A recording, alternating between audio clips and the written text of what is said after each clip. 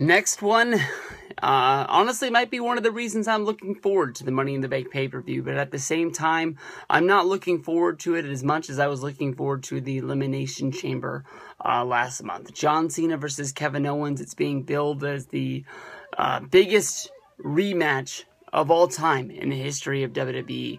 And honestly, I don't really think that's the way I'm looking at it. For my examples, I'm going to use two matches from WrestleMania history, one of the biggest shows of all time, WrestleMania 3. First example is looked at as one of the best matches in the history of WWE. That would be Ricky Steamboat going up against the Macho Man. Probably one of the best matches a lot of people have seen. If not, it's in your top 5 to top 10.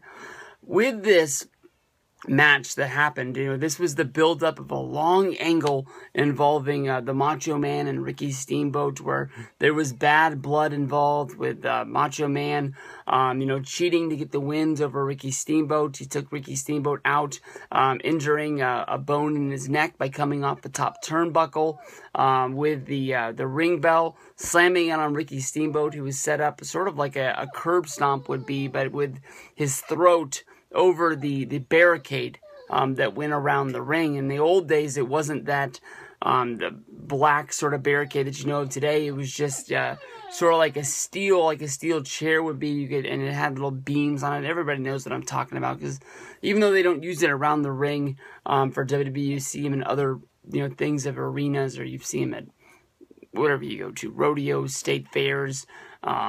They all sort of use the same railings, just WWE made them look nicer for television. Now, Ricky Steamboat got the win over the Macho Man. As far as I know, there was never a rematch unless it was held on a house show. There was no televised show. There was no there was no pay-per-view. There was no nothing. Just Steamboat went in one direction, and Macho Man started his babyface turn, teaming up, getting to where the Mega Powers would go to build up him winning the championship at WrestleMania 4, and then, losing the championship to Hogan in the main event of WrestleMania 5.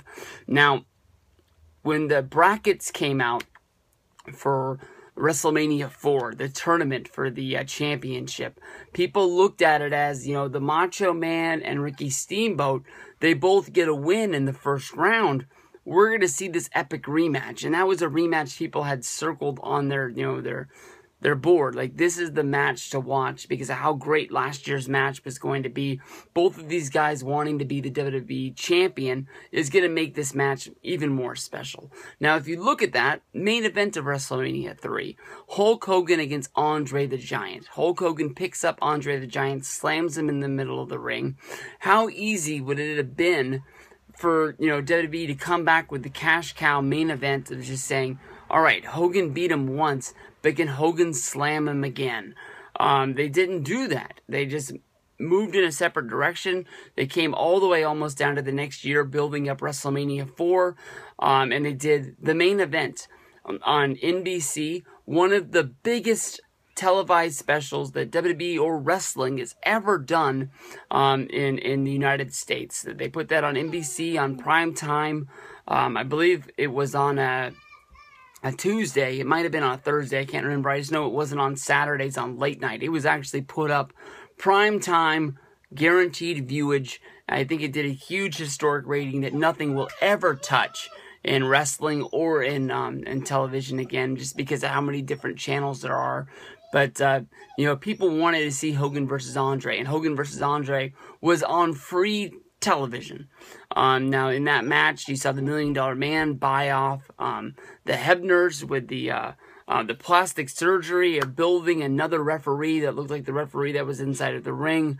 Hogan kicked out at 2, but the bad referee counted 3. Andre won the championship. He gave it to Ted DiBiase. Basically, the powers that would be that Jack Tunney, the commissioner of the WWF, didn't know what to do.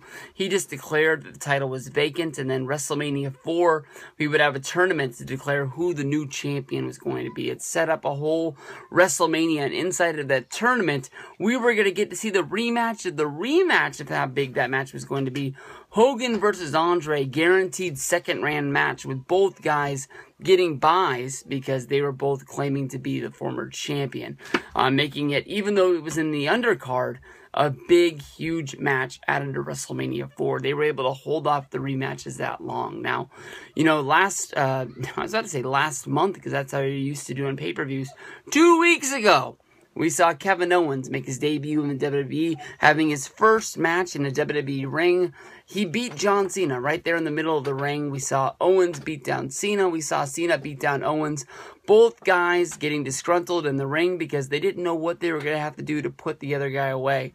There were times when you easily thought the match was over. Owens was going to get the win, and we'd see Owens, you know, lay down, trying to get the pin on Cena, and Cena be able to kick out at 2 3/4. And then Cena hitting the 5 moves of doom, bringing out the best of himself, thinking, oh, well, you know what? I thought it was going to be Owens getting the victory, and Owens was able to kick out of what Cena had going down.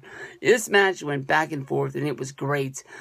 But 2 weeks later, you're going to give us this match and call it the biggest anticipated rematch in WWE history. I call shenanigans on this easily. Maybe even at the worst, if you put Kevin Owens back down in NXT for a bit, have him run through till he finally loses the championship and then bring him back up. Or if you don't want to hide him, just have him going around WWE bragging that he beat John Cena. Even if he's not facing main event talent, have him go out there against Adrian Neville, a past NXT champion. Have him go out there and beat up guys along the mid-card. And maybe then you finally bring Cena back, saying that he wants to avenge this win. And, you know, he's been having this, you know, underneath his skin for 3 months. You've seen Owens beating all these other competitors, but it's time he wants his rematch. He's finally ready to get in the ring with Owens again and face the monster. Then, this is an anticipated rematch, because you're actually wondering, you know, how is John Cena going on? Not being able to beat this guy, and this guy's running around town telling everybody that he beat him. That's when this becomes an anticipated rematch. Not slap 2 weeks on it and then we'll have him go out there again. Now, the thing I like about this match is that the titles are on these champions, but the titles aren't on the line. This actually is a fight. You know, Kevin Owens is a prize fighter. He just wants a better life for himself and his family, and that's why he gets into the ring and fights in WWE. And he doesn't even seem like he wants to be United States champion. He knows that the NXT championship means something. This is putting himself over. It's putting over the NXT brand. It's putting over Triple H.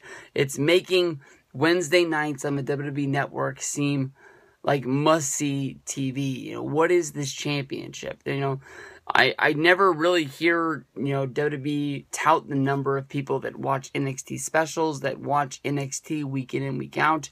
My only guess is that it's not as high as we think it's going to be. It's not SmackDown level, it's not main event level, that it's only a small number of people who watch NXT. But having your NXT champion show up and beat John Cena, the guy of WWE, means something. And it wasn't a fluke victory. It wasn't a screw job finish. It was one guy beating another guy. And Cena said that he was coming out to show his respect to Kevin Owens, and he was actually going to hand over the United States champion. But instead, Owens was in the ring bickering about something, and Cena decided that he wasn't going to give the title. And it seemed like he was going to put the title on the line, but he ended up not doing it. So I'm not really sure. It's a matter of respect in this match to see who's better than the other. My bet says put your money on Cena. And Cena's going to get the victory over Owens, but we'll have to see. I hope that Owens is able to get the win, but my guess is that Money in the Bank is not going to be the last fight for Cena going up against Kevin Owens.